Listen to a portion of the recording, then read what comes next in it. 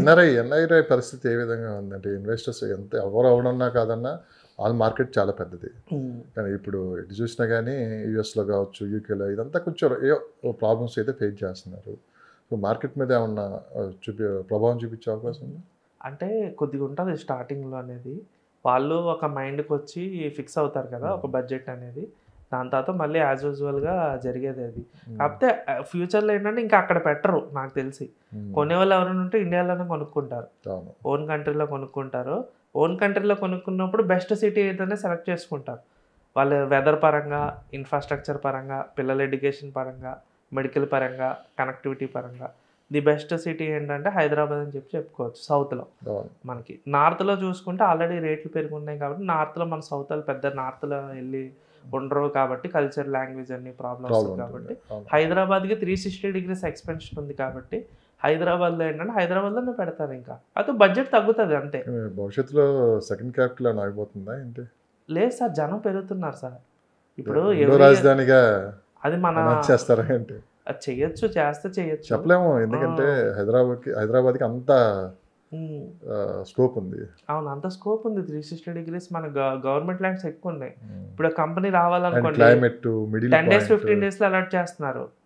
మనకి బయట ఏంటంటే పూలింగ్ చేసుకోవాలి, కొన్ని స్టేట్లో పూలింగ్ ఎక్విజేషన్ చేసుకోవాలి. నేను ఈ పండగకి వెళ్ళి వచ్చిన వాళ్ళు చాలా మంది, దసరాకి వెళ్ళి వచ్చిన వాళ్ళు ఒకరిద్దరిని కలిసి చేయండి వెంటనే వచ్చేసి అంటే ఇంత సొంతూరు వెళ్ళినా కానీ ఒక 2-3 రోజులకి ఎందుకు మళ్ళీ హైదరాబాద్ వైపు మనసు బిగుతూ ఉంటుంది. అంటే వెదర్కి అలవాటు పడతారు. Culture, weather, food, nightlife ఇదంతా అలవాటు పడిపోయారు. కంఫర్ట్స్ ఇప్పుడు అసలు సొంతూరు వెళ్ళి ఉండలేకపోతున్నారు. అంటే మరి దేవుడు ఇచ్చిన అతి పెద్ద వరం.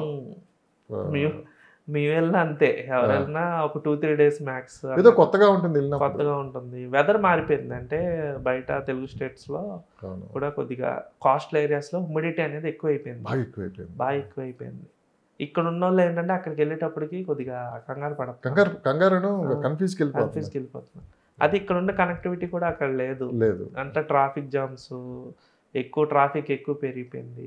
కొద్దిగా ఏంటంటే అంటే హైదరాబాద్ అనేది మనకు తెలియకుండా నెక్స్ట్ లెవెల్కి వెళ్ళిపోతుంది, వాస్తవం అది. అందుకని మన ఊరు వెళ్ళగానే ఒకేసారి మనకి ఏంటంటే ఆ ఫీలింగ్ అనేది కొద్ది తేడా అనేది కనిపిస్తుంది. ముందు ఒకేలాగా ఉండేవి. మీకు 10 ఏళ్ళ కింద ఊరు వెళ్తే హైదరాబాద్కి హైదరాబాద్లో ఉంటాం అంటే ఫస్ట్ ప్రయారిటీ హైదరాబాద్. మీకు రిటైర్ అయిపోయిన వాళ్ళు చాలా మంది వస్తున్నారు.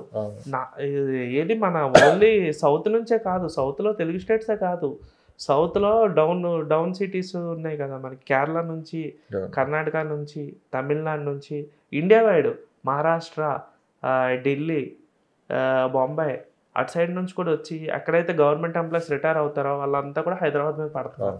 అందుకే మీకు ఎక్కువ gated community flat north Indians కొంటున్నారు. ఎందుకు అనుకున్నారు? వాళ్ళకి అక్కడ అది 6 కోట్లు ఉండేది, మనకు 2 కోట్లు ఇక్కడ అదే సైజ్. ఫ్లైట్కి వెళ్ళాలంటే ఒక 5,000 రూపాయలు, ఢిల్లీకి ఎంత టికెట్ 4,000, 5,000, 6,000 మ్యాక్సిమం. ఎప్పుడైనా పని ఉన్నా 10,000లో వెళ్ళొచ్చేస్తారు. అది పెద్ద సమస్య కాదు. కానీ అక్కడైతే ఎప్పటికీ ఇల్లు కొనుక్కోలేడు. ఓకే, ఇక్కడ ఏంటంటే వాళ్ళు కంపేర్ చేసుకుంటే ఇక్కడ 2 crores-లో 6 crores హౌస్, 10 crores హౌస్ ఇక్కడ 2 crores వస్తుంది. అంటే మిడిల్ క్లాస్ పీపుల్, లో మిడిల్ క్లాస్ పీపుల్ నుంచి అప్ టు టాప్ సెలబ్రిటీస్ వరకు హైదరాబాద్లో కంపల్సరీ ఒక ఇల్లు ఉండాలని చెప్పి బలంగా ఫిక్స్ అయ్యి ఉన్నారు.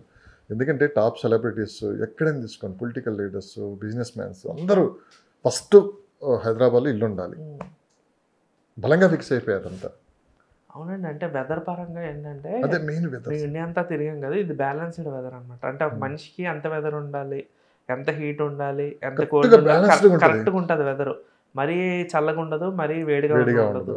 మనిషికి ఏం కావాలంటే మీడియం ఉండాలి ఏదైనా కానీ. ఇప్పుడు బెంగళూరు వెళ్తే మరీ చల్లగా ఉంటుంది, చిన్నపిల్లలకు సెట్ అవ్వదు, సీనియర్ సిటిజన్కి సెట్ అవ్వదు బెంగళూరులో. అది కూడా బయటికి వెళ్ళాలన్నా కూడా ట్రాఫిక్ జామ్స్ ఏదైనా ఉంటుంది. అంటే రిటైర్ అయిపోయిన వాళ్ళకి అది కొద్దిగా వెదర్ పరంగా ఓకే, చిన్న పరంగా ఓకే, కానీ మరి ఇది ఉంటే కాస్ట్ ఆఫ్ లివింగ్ కూడా ఎక్కువ. మెడికల్ కానీ మీకు ఇది కానీ ప్రతిదీ కూడా చూసుకుంటే రెంట్స్ కానీ అన్నీ కూడా కాస్ట్ ఆఫ్ లివింగ్. హైదరాబాద్ ఏంటంటే అన్ని వర్గాల ప్రజలకి సూటబుల్ అనమాట.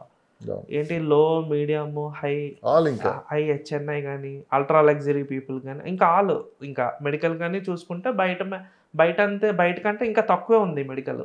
రెంట్ కూడా ఓన్లీ 2 months రెంటే. కనెక్టివిటీ చూసుకుంటే సూపర్ మనకి. అందుకే మరో సిటీ నిర్మించబోతున్నారు. ఇప్పుడు ఓఆర్ఆర్ చూసుకుంటే మీరు ఎక్కడికైనా వెళ్ళి ఎయిర్పోర్ట్ ఎక్కేయచ్చు. ఇప్పుడు టెర్మినల్స్ కూడా వస్తే ఓఆర్ఆర్ బయట ఇచ్చారు కదా, అవును. తెలుగు ఓఆర్ఆర్ బయట ఇచ్చారు, దానికి సపరేట్ ఎగ్జిట్ ఇస్తారు. ఇంకా మెట్రో కూడా అయిపోతే ఫేజ్ 2 చాలా ఈజీ. మెట్రో అయితే ఫేజ్ 2 చాలా ఈజీ. అంటే ఎప్పుడు కొనుక్కునే వాళ్ళు ఏంటంటే ఈ సిటీని దృష్టిలో పెట్టుకొని కొనుక్కోవాలి, కానీ గవర్నమెంట్ని దృష్టిలో పెట్టుకొని కొనుక్కుంటే కొనలేరు. Right. ఇప్పుడు నిజంగా నెక్స్ట్ భూమి వచ్చింది, ఒక 1 year 2 years 3 years భూమి వచ్చింది, ఇప్పుడు 10,000 రూపాయల ల్యాండ్ 30,000 అయింది, అప్పుడు కొనరు. ఎందుకంటే 10,000కి చూసుంటారు వాళ్ళు, ఒకేసారి 30,000 అయితే ఏంటంటే భయపడతారు అనమాట, అవును. డబ్బులు సెట్ అవ్వవు. కొందామని ఇంట్రెస్ట్ ఉంటుంది వాస్తవానికి, కానీ బడ్జెట్ ఉండదు. అందుకని ఏంటంటే మార్కెట్ ఆగినప్పుడే కొనాలి, బస్సు ఆగినప్పుడే ఎక్కాలి, మార్కెట్ ఆగినప్పుడే కొనాలి. Yes. అది Thank you. పరిగెట్టినప్పుడు కొనకూడదు. సో థ్యాంక్ యూ అండి షబీర్ గారు. సో మరొక ఎపిసోడ్తో మళ్ళీ వెళ్తాం. సో లేటెస్ట్ అప్డేట్స్ కూడా ఏమైనా ఉంటే మళ్ళీ నెక్స్ట్ వీక్లో మనం డిస్కషన్ చేద్దాం. ధన్యవాదాలు. సో మీ కాంటాక్ట్ నెంబర్ అన్నా ఇస్తారా? నాకు ఏదైనా మీరు డీటెయిల్స్ గురించి నెక్స్ట్ ఏంటంటే మీ డౌట్స్ ఏదైనా ఉంటే నాకు కాల్ చేయండి. రీసేల్ ప్లాట్స్ కానీ, న్యూ ప్లాట్స్ కానీ, లేకపోతే ఫ్లాట్స్ కానీ ఏదైనా మీరు ఎక్కడైనా కొనాలన్నా నా సజెషన్ తీసుకోవచ్చు. నా నెంబర్ వచ్చి 9985054001. 24/7 నాకు ఎప్పుడైనా మీరు కాల్ చేయొచ్చు. Thank you so much. Thank you.